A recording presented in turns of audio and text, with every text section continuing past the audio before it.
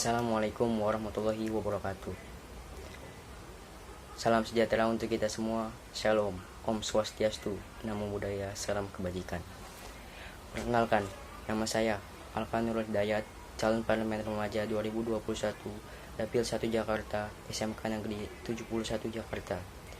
Di masa pandemi ini, tentu saja saya yakin bahwa semua orang tidak terlepas dari gadget dan televisi, baik itu yang muda maupun yang tua.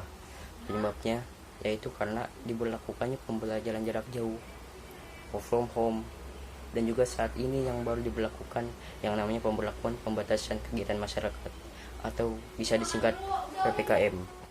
Namun saat ini Indonesia sedang menghadapi beberapa persoalan seperti maraknya akan berita hoax.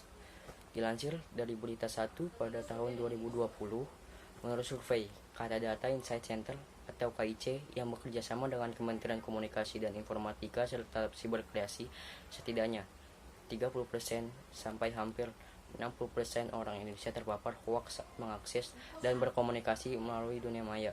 Sementara hanya 21% sampai 36% saja yang mampu mengenali hoaks. Menurut survei tersebut, selain kemampuan mengenali hoaks masih rendah, tingkat literasi digital orang Indonesia juga masih belum cukup tinggi. Dalam survei yang mengukur status literasi digital di 34 provinsi Indonesia ditemukan indeks literasi digital secara nasional belum sampai level baik. Dari skor tertinggi adalah 5 dan rendah adalah 1, maka indeks literasi digital nasional baru 3,47. Yang tidak kalah menarik, survei menemukan indeks literasi digital di Indonesia wilayah tengah dan timur cenderung lebih baik daripada di Indonesia wilayah barat yang meliputi Jawa dan Sumatera. Dalam menangani hal ini, bukan hanya peran KPI saja yang berperan, tentunya pemerintah juga turut andil dalam menangani hal tersebut. Pemerintah perlu melakukan langkah untuk menciptakan masyarakat yang sadar akan berita hoax dan sadar akan literasi digital. Maka dari itu, diperlukan adanya suatu regulasi yang dibuat oleh seorang legislator untuk mendukung penyiaran berkualitas di Indonesia. Apabila saya menjadi legislator bersama DPR, akan membuat kebijakan dengan memaksimalkan sesuai dengan ketiga fungsi DPR dengan cara. Yang pertama, melalui fungsi legislasi, saya akan menyusun dan merancang kembali rancangan undang-undang untuk memperkuat peraturan pemerintah nomor 32 tahun 2002 tentang penyiaran. Di era digital sekarang, diperlukan undang-undang yang efektif dan mendukung siaran yang berkualitas. Saya akan membina lembaga penyiaran agar tumbuh dan berkembang sebagai lembaga yang sehat.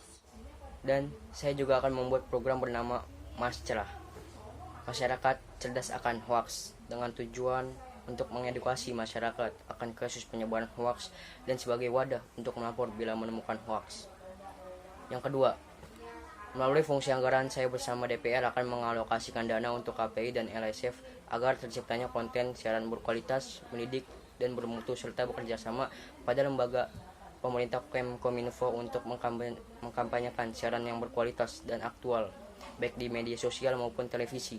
Dengan dana yang memadai, siaran yang berkualitas, salah satunya program Mas Cerah, akan berjalan lancar. Yang ketiga, melalui fungsi pengawasan, saya akan bekerja sama kepada Komisi 1 DPR RI untuk melakukan pengawasan secara berkelanjutan dengan cara mengingatkan lembaga penyiaran untuk berhati-hati dalam menyiarkan siaran dan mendorong KPI agar tidak segan memberikan sanksi tegas jika ditemukan tayangan yang dinilai bermasalah, termasuk pengawasan konten media lainnya atau media yang berbasis multiplatform yang belum diatur dalam undang-undang penyiaran saat ini.